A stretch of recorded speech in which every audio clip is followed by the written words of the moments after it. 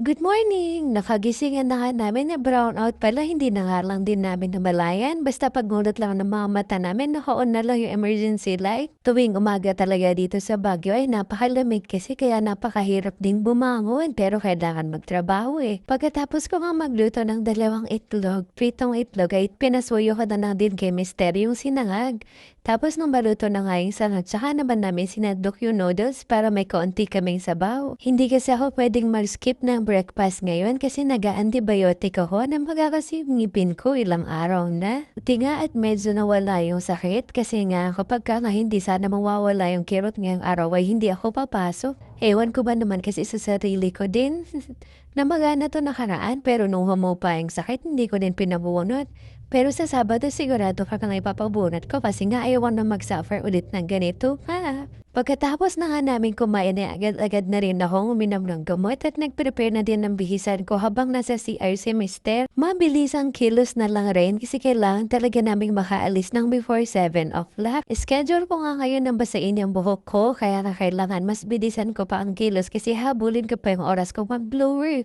Dito nga sa Baguio ay hindi ako araw-araw nagbabasa ng buhok, every other day lang. Hindi nga katulad sa Tarlac na 3 beses sa isang araw akong maligo. Kaya nga dito sa Baguio ay nakakapagpahinga talaga sa kahit anong gamot yung buhok na hindi ko nga kayang gawin sa baba. Siyempre kapag nasa baba ka maglalagkit ka talaga kapag hindi ka nagbasa ng araw-araw. Kaya nga dito kahit shower-shower na lang bihis tapos pwede nang pumasok sa office. Sa baba nga hindi ka pwedeng hindi naligo talaga ng ulo mo. Haha. Dahil nga brownout kanina hindi na rin kami nakapag-plancha kaya nga nagtingin na lang din ako ng black na long sleeve na pwede kong patungan ng brown na blazer. Itong ganitong tela lang kasi ang hindi gusutin, hindi ka naman magbumbukang habulin ng plancha.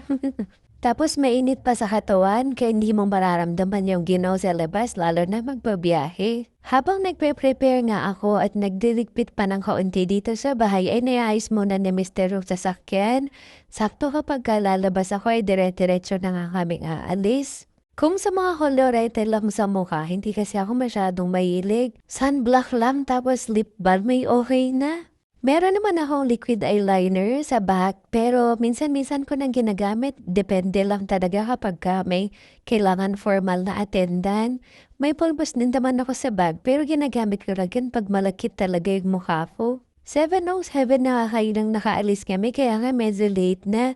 7:15 ako nakarating ng office. Sakto lang na 8 o'clock ang time in.